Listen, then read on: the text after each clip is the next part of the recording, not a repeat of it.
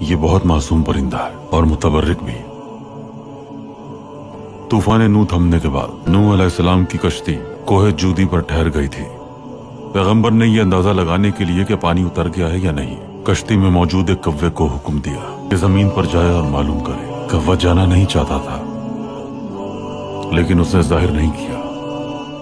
پیغمبر کو جب معلوم ہوا کہ اس نے دھوکہ دیا ہے تو انہوں نے اسے منحوس قرار دے دیا اور پھر کبوتر کو حکم دیا۔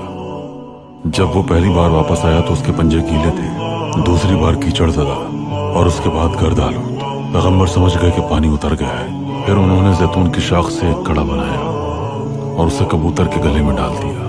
یہی وہ قصہ ہے جس سے کبوتر کے گلے کے نشان کو آج بھی نسبت دی جاتی ہے۔